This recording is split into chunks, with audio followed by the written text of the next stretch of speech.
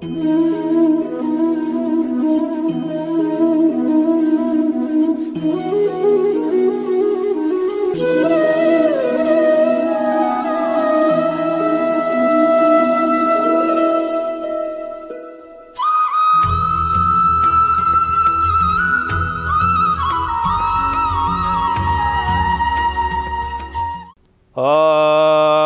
గణానాం త్వా గణపతిగం వవామహే కవిం కవీనాముపవస్రవస్తమం జ్యేష్ఠరాజం బ్రహ్మణాం బ్రహ్మణస్పదాన శృణ్వన్నోతివిశ్సేదసాదనం శ్రీమహాగణాధిపతయే నమః. ఓం శ్రీగురుభ్యో నమః. హరి ఓం. తదేవ లగ్నం సుదినం తదేవ తారాబలం చంద్రబలం తదేవ విద్యాబలం దేవబలం తదేవ లక్ష్మీపతే తేంగ్రియం స్మరామి. వినా వెంకటేశం ననాభో ననాద సదా వెంకటేశం స్మరామి స్మరామి. హరే వెంకటేశ ప్రసీద ప్రసీద ప్రియం వెంకటేశ ప్రియశ్చ ప్రియశ్చ. వెంకటేశాయ విద్మహే శ్రీనివాసాయ ధీమహి తన్నో శ్రేయసః ప్రచోదయాత్. మహాదేవ్యే చ విద్మహే విష్ణుపత్నే చ ధీమహి తన్నో లక్ష్మీః ప్రచోదయాత్. ఓం వేదాహమేదం పురుషం మహంతం ఆదిత్యవర్ణం తమతః పరస్తాత్. ఓం విద్యాక్షమాలాశుకపాలముద్రాం రాజత్కరం కుందసమానకాంతిం ముక్తాపలాలంకృతశోభితాంగిం బాలాం స్మరే వాంగ్మయ సిద్ధిహేతోః. ప్రేక్షకులకి బ్రహ్మవాక్కు కార్యక్రమానికి స్వాగతం సుస్వాగతం.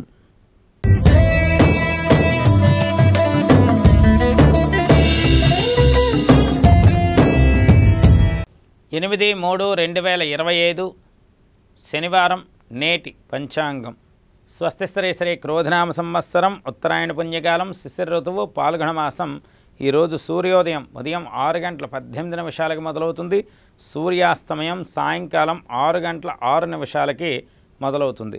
ఈరోజు తిథి పాల్గొన మాసం శుక్లపక్ష నవమి మధ్యాహ్నం 12:01 వరకు. తదుపరి దశమి తిథి. ఈరోజు నక్షత్రం ఆరుద్ర నక్షత్రం తెల్లవారుజామున 2:35 వరకు. తదుపరి పునర్వసు నక్షత్రం. ఈరోజు యోగం ఆయుష్మాన్ యోగం రాత్రి 7:46 వరకు. తదుపరి సౌభాగ్య యోగం. ఈరోజు కరణం కౌలవ కరణం పగలు 12:04 వరకు. తదుపరి గరజకరణం. ఈరోజు శుభ సమయం ఆరుద్ర శివ పూజలకి మంచిది. ఈరోజు రాహుకాలం ఉదయం 9 నుండి 10:30 వరకు. ఈరోజు యమగండ కాలం మధ్యాహ్నం 1:30 నుండి 3 వరకు. ఈరోజు దుర్ముహూర్తం ఉదయం 6 నుండి 7:36 వరకు. ఈరోజు వర్జం ఉదయం 11:27 నుండి 1 వరకు. ఈరోజు అమృత గడియలు సాయంకాలం 4:53 నుండి 6:25 వరకు. ఈరోజు రాశి చక్రంలో ఉన్నటువంటి గ్రహస్థితి గమనాన్ని ఒక్కసారి పరిశీలిద్దాం. వృషభ రాశిలో గురువు, మిథున రాశిలో చంద్రకుజులు, కన్యారాశిలో కేతువు, కుంభరాశిలో రవిశనులు, మీనరాశిలో బుధ శుక్ర రాహుగ్రహాలు. ఇక్కడ నవగ్రహాల యొక్క నిక్షిప్తత ఎంత అద్భుతంగా ఉన్నది. తదుపరి మనం తెలుసుకోబోయే అంశం నేటి విశేషం.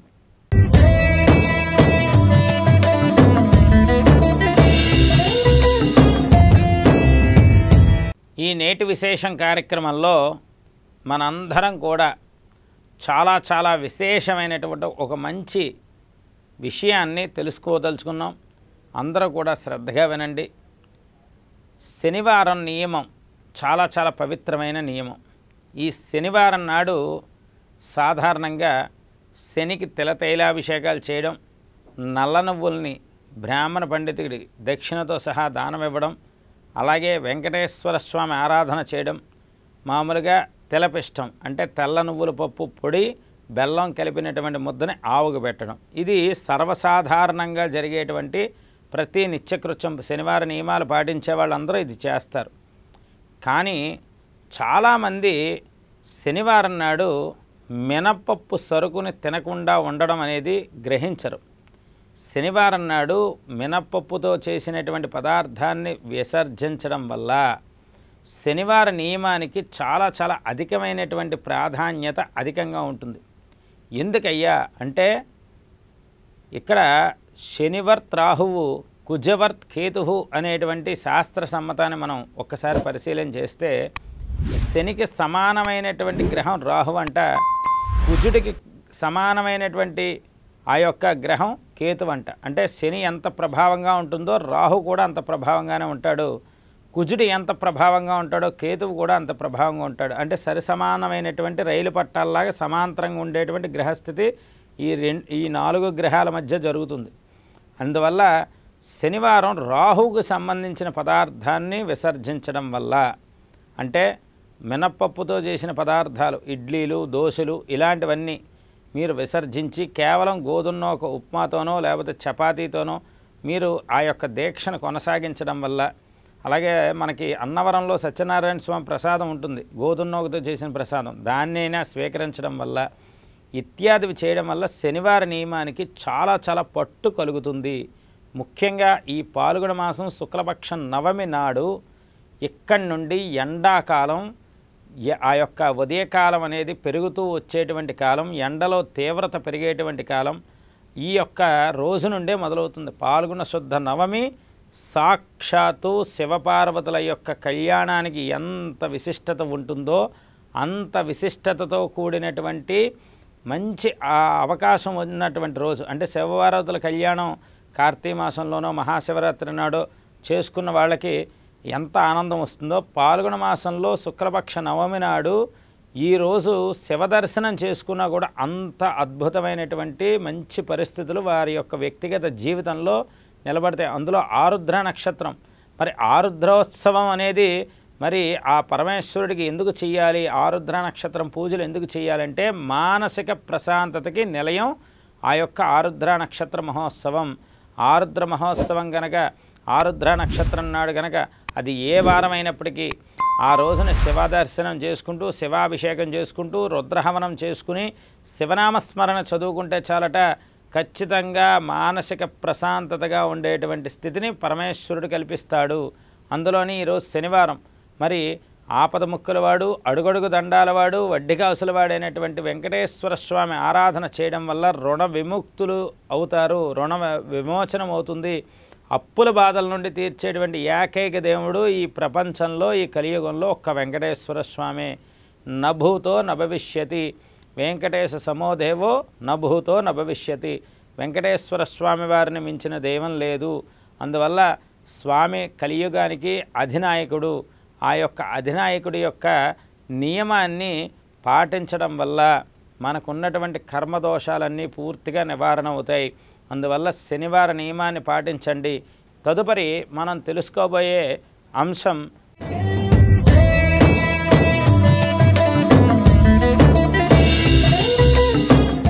ద్వాదశ రాశుల నేటి గోచార ఫలితాలు.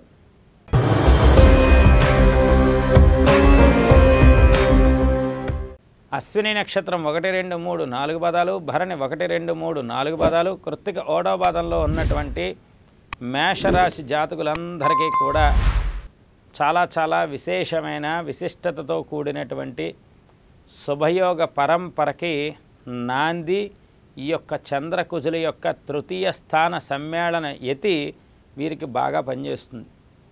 సాధారణంగా మనకి ఛందస్సు, వ్యాకరణం, అలాగే శాస్త్ర సమ్మతంలో ఉన్నటువంటి బిందువర్గ సంతుష్టియం, అలాగే ఇవన్నీ కూడా ప్రస్తుతం మేషరాశి వారికి చాలా విశేషంగా కలిసి వస్తున్నాయి ఈరోజు.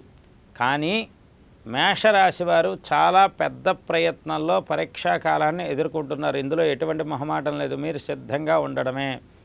ఎందుకంటే ఈ రోజు వరకు ఆరుద్ర నక్షత్రం, పునర్వసు నక్షత్రం వరకు బాగానే ఉంటుంది. తర్వాత పుష్యమి నక్షత్రం వస్తుంది 2 రోజుల్లో. అక్కడి నుండి మీ యొక్క పరీక్షాకాలం మొదలవుతుంది. అందువల్ల దాన్ని తట్టుకునే శక్తిని ఇవ్వాలంటే మీరు ఖచ్చితంగా మేషరాశి వారు వెంకటేశ్వర స్వామి ఆరాధన చేయాలి. ఆరుద్ర మహోత్సవంలో పాల్గొని బ్రాహ్మణ పండితులకి మీరు అన్ని రకాలుగా గురుదక్షిణ భావన చేస్తూ వారికి వారు చెప్పిన విధంగా చక్కగా శివనామస్మరణ చేసుకోండి. అలాగే ఇంటి పురోహితుల వారిని మేషరాశి వారు ఒకసారి పిలిపించి తగిన దక్షిణ తాంబూలాది క్రతువులు ఇచ్చి చక్కనైనటువంటి అన్ని రకాలైనటువంటి శుభయోగాలు పొందడం కోసం మీ వ్యక్తిగత జాతకంలో గ్రహస్థితి ఎలా ఉందో తెలుసుకోండి. దానివల్ల రానున్న కాలంలో మీరు పడేటువంటి జాగ్రత్తకి ఇది ఈరోజు తార్కాణం అవుతుంది.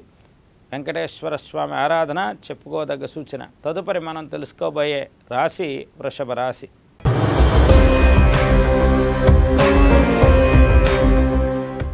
కృత్తికా నక్షత్రం 2, 3, 4 పాదాలు, రోహిణి 1, 2, 3, 4 పాదాలు, మృగశిర 1, 2 పాదాల్లో పుట్టిన ఈ యొక్క వృషభ రాశి జాతకులకి సాధారణం కన్నా అమితమైనటువంటి ఆనందాన్ని కలిగించేటువంటి పరిస్థితులు ఈ యొక్క వృషభ రాశి వారు పొందబోతున్నారు. చాలా చాలా విశిష్టతగా ఉండేటువంటి ఈ శనివారం పాల్గొన శుక్ల నవమి వృషభ రాశి వారికి అన్ని రకాలుగా కలిసి వస్తుంది. ప్రస్తుతం దశమ కేంద్రంలో ఉన్నటువంటి శని భగవానుడు ఈ యొక్క ఏకాదశ స్థానంలో ఉండి తన మిత్రక్షేత్రమైన వృషభ రాశి వైపు చూస్తూ ఉంటే అసలు వృషభ రాశి వారి యొక్క ఊహాతీత కల్పన, వాళ్ళకు వచ్చేటువంటి రాజయోగ లాంఛనం రానున్న విశ్వావసనామ సంవత్సరంలో చాలా చాలా అద్వితీయంగా ఉంటుంది. కొత్త పెట్టుబడులు పెడతారు, వ్యాపార రంగంలో రాణిస్తారు. ముఖ్యంగా వృషభ రాశిలో సత్సంతానం లేక ఇబ్బంది పడుతున్న వాళ్ళకి సంతాన సాఫల్యతా యోగం కూడా వస్తుంది. అన్నింటా శుభం జరుగుతుంది. అన్నింటా శుభ కార్యక్రమాల పరంపర ఈ యొక్క వృషభ రాశి వారికి మేళవించబోతోంది. శుభయోగాలు మేళవించబోతున్నాయి. అందువల్ల ఈ శనివారం వీరికి శుభప్రదం కావున వెంకటేశ్వర స్వామి ఆరాధన చేస్తూ ఆ వెంకటేశ్వర స్వామి ఆలయం చుట్టూ 7 ప్రదక్షిణాలు చేయడం వల్ల నరఘోష పూర్తిగా పోయి లక్ష్మీ స్థానం అద్భుతంగా ముందుకు నడుస్తుంది.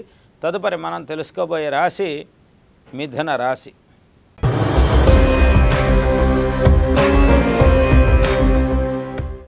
మృగశిర నక్షత్రం 3, 4 పాదాలు, ఆరుద్ర 1, 2, 3, 4 పాదాలు, పునర్వసు 1, 2, 3 పాదాల్లో పుట్టిన ఈ యొక్క మిథున రాశి జాతకులకి చాలా చాలా విశేషంగా లగ్నంలో ఉన్న చంద్రకుజులు అసలు నిజంగా చాలా అద్భుతంగా ఉంటుంది.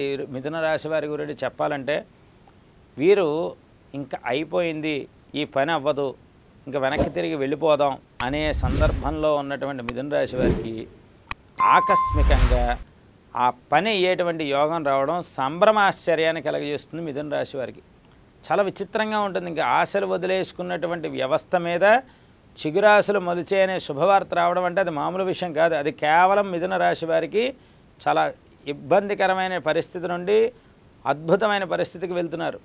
ఇంకొక విషయం, మిథున రాశి వారందరూ కూడా ఆనందంతో ఉండేటువంటి విషయం ఏంటంటే రానున్న విశ్వావసనామ సంవత్సరం మిథున రాశి వారికి బాగుంది, ధైర్యంగా ఉండండి. తదుపరి మనం తెలుసుకోబోయే రాశి కర్కాటక రాశి.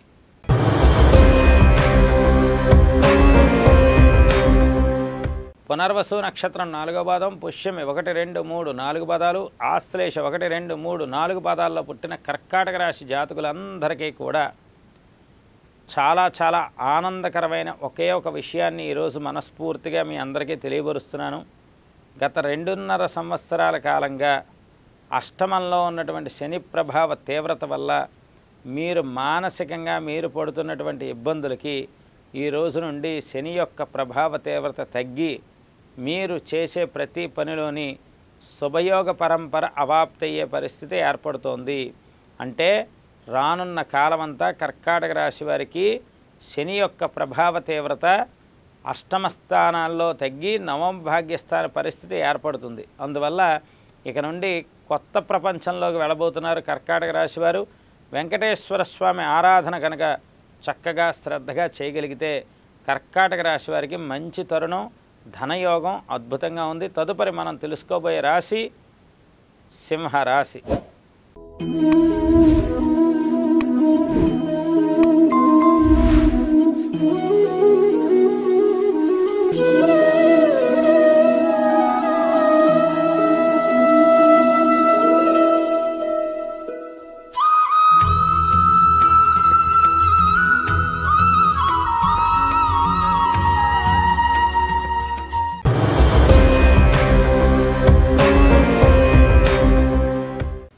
మకా నక్షత్రం 1, 2, 3, 4 పాదాలు, పుబ్బా నక్షత్రం 1, 2, 3, 4 పాదాలు, ఉత్తరా నక్షత్రం 1వ పాదంలో ఉన్నటువంటి సింహరాశి వారికి చాలా చాలా విశేషమైనటువంటి శనివారం ఈ శనివారం.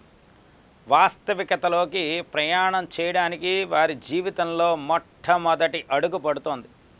తన చుట్టూ ఉన్నటువంటి వ్యక్తుల యొక్క ధోరణిని బట్టి, తన చుట్టూ ఉన్నటువంటి పరిస్థితులను బట్టి, తన చుట్టూ ఉన్నటువంటి వాతావరణ విలువలను బట్టి ఈ యొక్క సింహరాశి వారు వీరికి ఇక నుండి కొత్త జీవిత ప్రణాళిక మొదలైంది అని చెప్పుకోవచ్చు.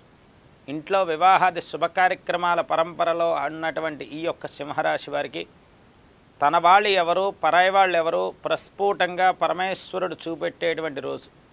అందువల్ల మీరు మీ జీవితంలో వచ్చేటువంటి మార్పుల్ని చక్కగా స్వీకరించండి. ఎందుకంటే రానున్న విశ్వావసనామ సంవత్సరంలో సింహరాశి వారికి అష్టమ స్థానంలోకి వెళ్తున్నాడు శని. ఆ యొక్క శని భగవానుడు ఆ యొక్క గ్రహస్థితి అష్టమ స్థానంలో ఉన్నప్పుడు కొన్ని బాధ్యతల నుండి సింహరాశి వారు విరమణ తీసుకోవడం చాలా ఉత్తమం. అలాగని వయసులో ఉన్నటువంటి వాళ్ళు 30 35లో ఉద్యోగాలు అవి వ్యాపారాలు చేస్తున్న వాళ్ళకి మరి సింహరాశి వారికి ఏమైనా ఇబ్బందా అంటే బాధ్యతలో ఒత్తిడి పెరుగుతుంది. అందువల్ల శనివార నియమాన్ని ఈ రోజు నుండి అలవాటు చేసుకోండి. సప్తమ స్థానంలో ఉన్నటువంటి శని ప్రభావం రానున్న కాలంలో గ్రహ ప్రభావానికి శనివార నియమాన్ని అంటే ఇంచుమించు 104 శనివారాలు చేయాలి సింహరాశి వారు. ఈ రోజు నుండి మొదలెట్టి 104 శనివారాలు ప్రతి శనివారం కూడా వెంకటేశ్వర స్వామి ఆరాధన చేస్తే ఆ వారం అంతా కూడా స్వామి అనుగ్రహంతో మీకు చాలా అద్భుతంగా ఉంటుంది. మాట్లాడేటప్పుడు మాట అనేది చాలా అదుపులో పొదుపులో చేసుకోండి. ఎంత మౌనంగా ఉంటే మీ సింహరాశి వారికి అంత లక్ష్మీప్రదం ప్రస్తుతం ఉన్నటువంటి గ్రహస్థితి రీత్యా. అందువల్ల ప్రతి ఒక్క సింహరాశి వారు వెంకటేశ్వర స్వామి ఆరాధన చేస్తూ రానున్న కాలంలో అభ్యున్నతి పొందినటువంటి విధానాన్ని స్వామి అనుగ్రహంతో పొందండి. తదుపరి మనం తెలుసుకోబోయే రాశి కన్యా రాశి.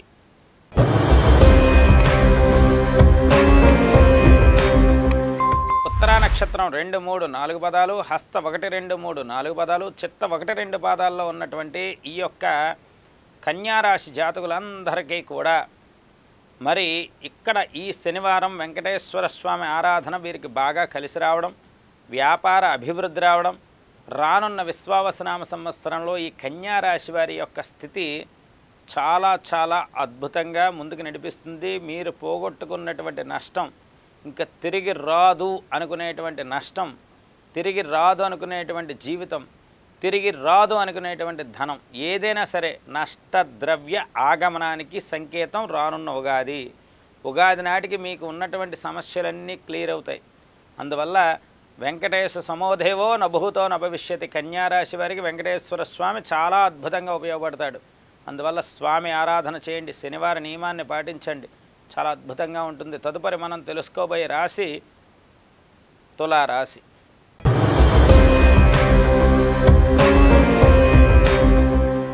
చిత్తా నక్షత్రం 3, 4 పాదాలు, స్వాతి 1, 2, 3, 4 పాదాలు, విశాఖ 1, 2, 3 పాదాల్లో ఉన్నటువంటి తులారాశి జాతకులకి చాలా చాలా విశేషమైనటువంటి గౌరవం, గుర్తింపు, అలాగే పని ఒత్తిడి తగ్గడం, పనుల్లో ఉన్నటువంటి జాప్యత తొలగడం ఇత్యాదివన్నీ కూడా ఈ యొక్క తులారాశి వారికి చాలా అద్భుతంగా ఉన్నాయి. ముఖ్యంగా ఈ తులారాశి వారికి ఒక చిన్న నియమాన్ని చెప్తాను, శ్రద్ధగా వినండి. మీరు ప్రతి శనివారం కూడా మీరు చక్కగా శివాలయానికి వెళ్ళండి. శివాలయానికి వెళ్ళి అక్కడ ఉన్నటువంటి నవగ్రహాల చుట్టూ 27 ప్రదక్షిణాలు చేయండి. ఆ తర్వాత శివ దర్శనం చేసుకోండి. ఈ ఆరుద్ర నక్షత్రంతోనే మొదలుపెట్టండి. ఎందుకంటే తులారాశి వారికి రానున్న కాలంలో 5వ ఇంట్లో ఉన్నటువంటి శని 6వ ఇంట్లో ఉండి శత్రువుల మీద విజయం సాధించే శక్తిని ఇచ్చినప్పటికీ కూడా తృతీయ షష్ఠ్యాధిపతి మీకు నవమ భాగ్యస్థానంలో ఉండి గురుబలాన్ని ఇస్తున్నాడు. అందువల్ల ఈ గురుబలంతో మీ పనులన్నీ ముందుకు వెళ్తుంటాయి. శని యొక్క తీవ్రత వల్ల నరఘోష లేకుండా ఉంటుంది. తదుపరి మనం తెలుసుకోబోయే రాశి వృశ్చిక రాశి.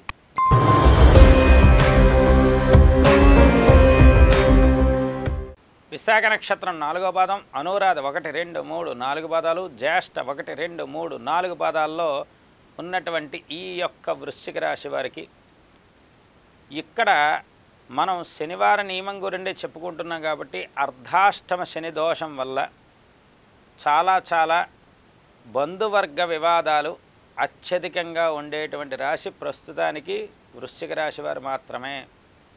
ఈ వృశ్చిక రాశి వారికి చాలా చాలా బంధువర్గ విరోధాలు, స్నేహ విరోధాలు, అలాగే పై అధికారుల మధ్య మాట పడడం ఇత్యాదివన్నీ అర్ధాష్టమ శని వల్ల చాలా ఎక్కువగా ఉండి మానసికంగా శారీరకంగా చాలా చాలా ఇబ్బంది పడుతున్నటువంటి పరిస్థితి ఈ యొక్క వృశ్చిక రాశి వారికి ఈ శని యొక్క ప్రభావ తీవ్రత వల్ల చాలా ఎక్కువగా ఉంది. కానీ వృశ్చిక రాశి వారందరికీ కూడా వినమ్రతతో కూడిన విజ్ఞప్తి ఏమిటంటే ఓపిక పట్టండి. మీకు 7వ ఇంట్లో గురుడు మీ యొక్క రాశిని చూస్తున్నాడు. దానివల్ల ఆ యొక్క సప్తమ స్థాన గురుడు వల్ల మీరు చాలా అద్భుతంగా రాజయోగ కాలానికి వెళ్ళబోతున్నారు. మీకు కూడా వృశ్చిక రాశి వారు కొద్దిగా ఓపిక పడితే 100% శుభ ఫలితాలు రాబోతున్నాయి. ఆనందంగా ఉండండి. తదుపరి మనం తెలుసుకోబోయే రాశి ధనస్సు రాశి.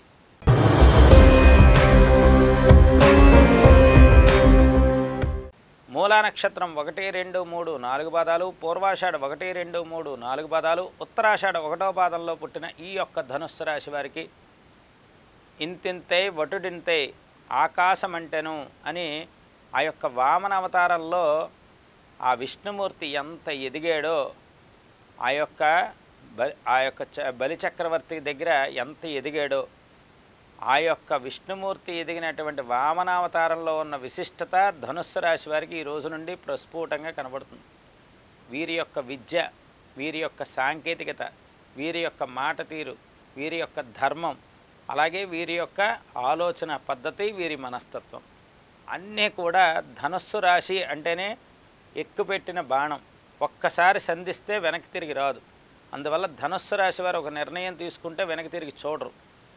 శత్రువర్గం కూడా వెనక్కాతలే వీళ్ళని తిట్టుకుంటూ వీళ్ళని వెన్నుపోటు పొడుద్దామని ఆలోచించేవాళ్ళు కూడా ఈ యొక్క షష్టమ గురుడు యొక్క ప్రభావం సప్తమ కేంద్రం వైపు వెళ్తున్నటువంటి శుభతరుణంలో సప్తమ స్థానంలో ఉన్నటువంటి చంద్రమంగళ యోగం ఉండడం వల్ల మరొక్క 45 రోజుల తర్వాత గురుడు ఎప్పుడైతే ఆ యొక్క సప్తమ స్థానం వైపు వెళ్తారో ఇంకా రానున్న కాలమంతా కూడా ధనుస్సు రాశి వారు రాజయోగ సంపదల్ని అనుభవించబోతున్నారు. తదుపరి మనం తెలుసుకోబోయే రాశి మకర రాశి.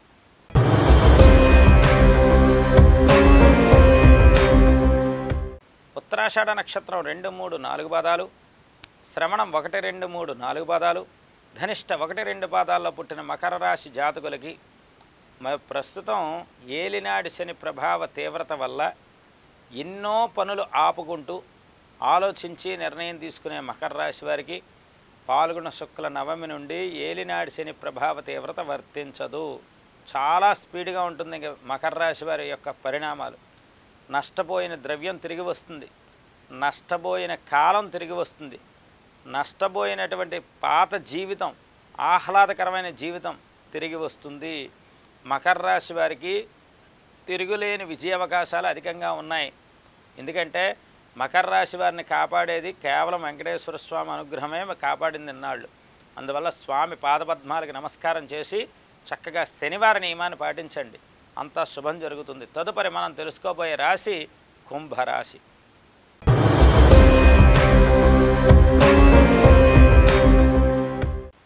ధనిష్టా నక్షత్రం 3, 4 పాదాలు, శతభిషం 1, 2, 3, 4 పాదాలు, పూర్వభాద్ర 1, 2, 3 పాదాల్లో పుట్టిన ఈ యొక్క కుంభరాశి వారికి చాలా చాలా విశ్లేషణాత్మకమైనటువంటి పరీక్షాకాలం తొలగిపోతుంది. మరి ఏలినాడి శని ప్రభావం తగ్గిందా? తగ్గలేదు, పరీక్షాకాలం తగ్గుతోంది. అంటే మిమ్మల్ని అర్థం చేసుకోని వాళ్ళు మీ వెనక్కాతలు ఉండి మిమ్మల్ని బాధ పెడుతూ, మిమ్మల్ని వెన్నుపోటు పొడుస్తూ, మిమ్మల్ని అనేక రకాలుగా మిమ్మల్ని మానసికంగా కుంగతీసేటువంటి ఈ యొక్క కుంభరాశి జాతకులందరికీ కూడా వెన్నుపోటు పొడిచి నమ్మకద్రోహం చేసే వ్యక్తుల సంఖ్య ఇంకా ఉండదు. అందరూ మీ యొక్క మాటకి ఏకీభవించవలసిందే, మీ యొక్క పనితీరుని మెచ్చుకోవాల్సిందే, మీ యొక్క గ్రహస్థితిని ఒప్పుకోవాల్సిందే. ఇదంతా గ్రహస్థితి ప్రభావమే తప్ప ఇంకేమీ కాదు. ఇన్నాళ్ళు మీరు పడినటువంటి అజ్ఞాతవాసం, అరణ్యవాసం పూర్తయిందని ఆనందించండి ఈ శనివారం నుండి. తదుపరి మనం తెలుసుకోబోయే రాశి మీన రాశి.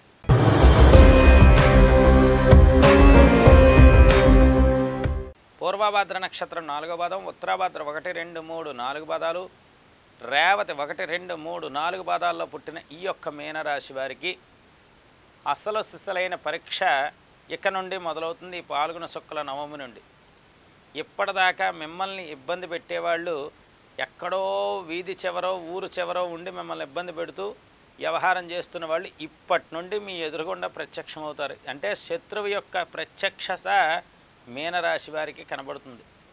అసలు మీరు ఎంత ఆశ్చర్యపోతారంటే, ఇన్నాళ్ళు మేము పాలు పోసి పెంచిన పాములు వీళ్ళ అని, అంటే ఒక విషసర్పానికి పాలు పోసి పెంచితే ఆ విషసర్పం అదే విషాన్ని కక్కితే పెంచిన వాడి పరిస్థితి ఎలా ఉంటుంది?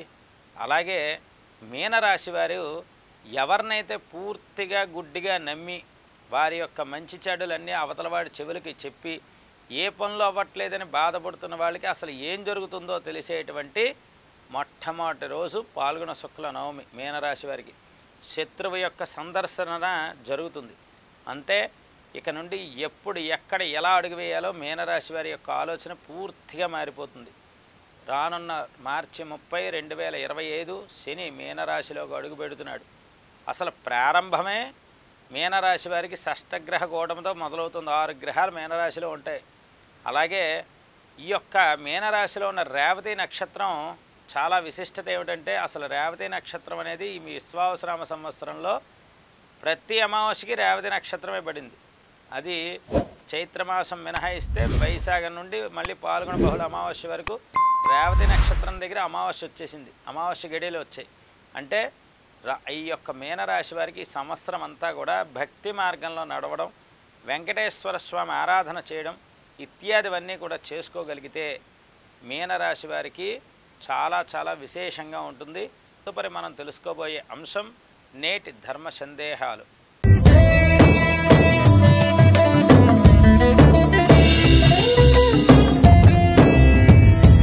ఎత్ర నార్యస్తు పూజ్యంతే రమంతే తత్ర దేవత అని అన్నారు పెద్దలు. అంటే మనం చేసేటువంటి పూజలు, వ్రతాలు, యజ్ఞాలు, యాగాలు అన్నీ కూడా సముచితమైనటువంటి గౌరవం ఎవరికి ఇవ్వాలి అంటే స్త్రీమూర్తికి ఇవ్వాలి. అటువంటి సముచితమైనటువంటి గౌరవం స్త్రీమూర్తికి ఎక్కడ ఇస్తారో అక్కడ దేవతల యొక్క ఆహ్వానం, దేవతల యొక్క అనుగ్రహం, దేవతల యొక్క ఆశీర్వచనం ఉంటుంది. అలాగే అక్క చెల్లెలు తోడబుట్టిన సంబంధం లేకుండా ధైర్యం లేదు. అలాగే ధర్మపత్ని లేకుండా ఏ యొక్క వైదిక కార్యక్రమానికి పంచేయం. ఆడపిల్ల కన్యాదానం లేకుండా మనకి గతులు రావు. ఏ విధంగా చూసినా మన చుట్టూ ఉన్నటువంటి ఆడవాళ్ళని మనం గౌరవిస్తూ ఆ స్త్రీమూర్తికి వారు పడేటువంటి కష్టాలకి మనం ఒక్కసారి అందరూ కూడా నమస్కరిస్తూ ఎవరినైతే స్త్రీని గౌరవిస్తారో వారికి అభ్యున్నత స్థితి ఆ పరమేశ్వరుడు, పార్వతీదేవి ఖచ్చితంగా ఇస్తారు. అందుకే స్త్రీలను ఎప్పుడూ కూడా కించపరిచేలా మాట్లాడకూడదు. స్త్రీలు ఎప్పుడు నవ్వుతూ సరదాగా చక్కగా ఉంటారో అక్కడ ఆ యొక్క అభ్యున్నతి స్థానం, దేవతల స్థానం చాలా అద్భుతంగా ఉంటుంది. ఆ స్త్రీమూర్తి పాదపద్మాలకి నమస్కారం చేసుకుంటూ అనేక కోటి మంది ఆడపడుచుల ఆశీర్వచనంతో అందరికీ కూడా శుభం జరగాలని మనసావాచ కోరుకుంటూ సర్వే జనా సుఖినో భవంతు. స్వస్తి.